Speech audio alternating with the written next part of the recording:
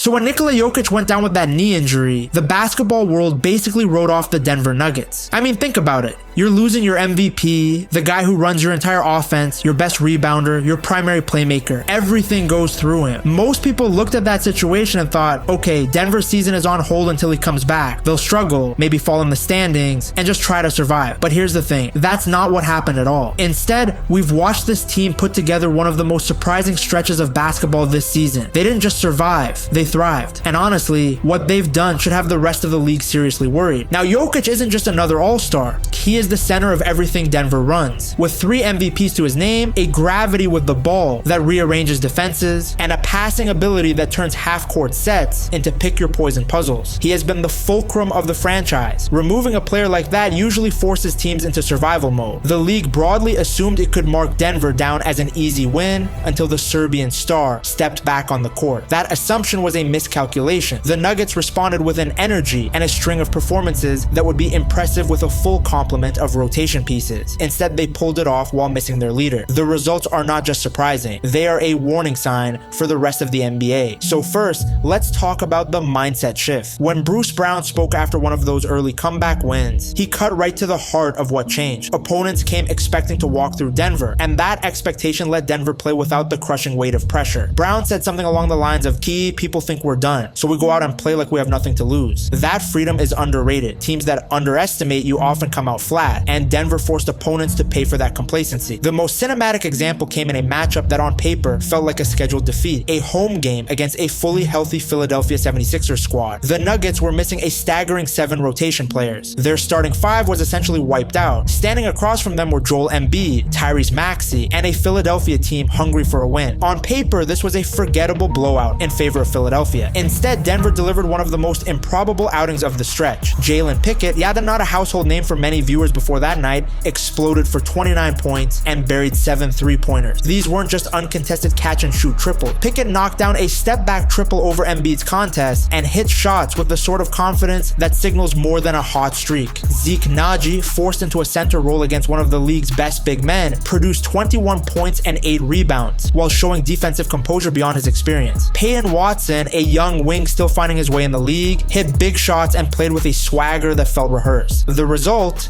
a 125-124 overtime win, capped by a dramatic finish and Jokic on the sideline barking defensive calls and coaching through the game. Nobody predicted this outcome, and why would they? Nobody expected those players to step up in such a collective way. Shortly thereafter, Denver did something even scarier for the rest of the league. They toppled one of the NBA's hottest teams, the Boston Celtics, in a game that played like a war from the opening tip. This contest didn't allow Denver any leeway for heroics born of opponent complacency, but the Celtics weren't going to let them off the hook. The game was a back and forth affair with lead changes and ties piling up, neither team able to secure breathing room. Boston even held Denver scoreless for a stretch in the third, yet couldn't convert that into an insurmountable lead. Every time the Celtics tried to seize control, someone from Denver answered. When the fourth quarter arrived and Denver trailed by a few points, they unleashed a decisive 14-0 run that flipped the game. It wasn't a string of lucky bounces, it was a concerted, sustained push where role players and stars both contributed in clutch moments. Jamal Murray was enormous in that stretch of games. He finished with a stat line that combined scoring and playmaking at levels we haven't consistently seen from him before. Mid-20s scoring while posting career numbers in assists and 3-point accuracy. In the Boston game, Murray recorded 17 assists, more than the opposing team's entire assist total, and while still scoring efficiently. That is not merely a hot night. It is an example of leadership and control of an offense in the strictest sense. He is shouldering the load in ways that prove he can be the primary playmaker every night. Then there is Peyton Watson, whose trajectory is one of the league's more compelling development stories. Drafted as a high upside athlete, Watson's early career featured flashes, but few sustained bursts. Over the recent stretch, he has become a consistent scoring threat, dropping 30 on one of the league's top defenses, drilling multiple threes in critical moments, and averaging north of 20 points across a run of games. He is shooting at impressive clips from deep, while doing the defensive and hustle work that make him a two-way weapon. That kind of development, in the middle of an injury crisis, is a luxury few teams can manufacture. These standout nights are not isolated phenomena. They indicate a roster discovering depth, chemistry, and belief. Murray's willingness and ability to run the offense without Jokic has been a revelation. Bench pieces have shifted from hopefuls to trusted contributors. Young players are getting playoff-like minutes under real pressure and delivering. The coaching staff's adjustments deserve attention as as well. Malone and his assistants simplified coverages and crafted plays that maximized strengths without overreaching. The ball moved quicker, spacing became more about creating one-on-one opportunities for players allowed to play freely, and defensive rotations were drilled to compensate for the loss of Jokic's rim protection and positional awareness. Rather than attempting to replace Jokic in a direct sense, the staff remade the team's identity around collective effort and situational clarity. That approach both preserved the team's competitive instincts and accelerated the growth of younger players. Now here's the strategic wrinkle for opponents. When Jokic returns, he won't re-enter into the same dynamic he left. He is walking back into a roster that has improved its collective resilience, expanded its scoring options, and proven it can beat elite teams without him. Picture a lineup where Jokic's genius is married to an even more confident Jamal Murray and a suddenly dangerous Peyton Watson. Add Aaron Gordon and Christian Braun healthy again, plus role players who have just proven they can be trusted in high leverage moments. That is a deeper, more versatile Nuggets squad than the one teams feared would crumble during his absence. This stretch has also answered the most critical question from Denver's disappointing postseason exit the previous spring. Their primary issue wasn't a lack of talent, it was depth and trust in the rotation during playoff pressure. Off seasons can produce splashy signings and schematic tweaks, but the only true test of depth is throwing players into real games and asking them to perform. Denver's additions and in-season growth have passed that test. The rotation has been stress tested, and the bench has produced tangible wins. An additional layer to watch is roster economics and contract timing. Peyton Watson's breakout places him squarely into conversations about future compensation. The team made a difficult decision the prior summer when they moved Michael Porter Jr. to create financial flexibility and roster balance. If Watson continues this ascent, the Nuggets will face the same dilemma. How do you keep homegrown development when cap space is scarce? That tension between retaining young talent and maintaining long-term flexibility is a recurring challenge for contenders, and it will impact personnel decisions come free agency. At the player level, Murray's emergence as a nightly engine is the most immediate takeaway. He is not simply scoring more, he is orchestrating, finding teammates in spots they didn't even realize were open, and making high-level reads consistently. Those kinds of performances change playoff matchups. Opponents cannot simply focus on stopping Jokic anymore. They will have to account for a secondary star who can both torch defenses and create opportunities for everyone else. What makes this period so significant is not merely the win-loss record, but the way Denver got those wins. They did not rely on a single hot shooter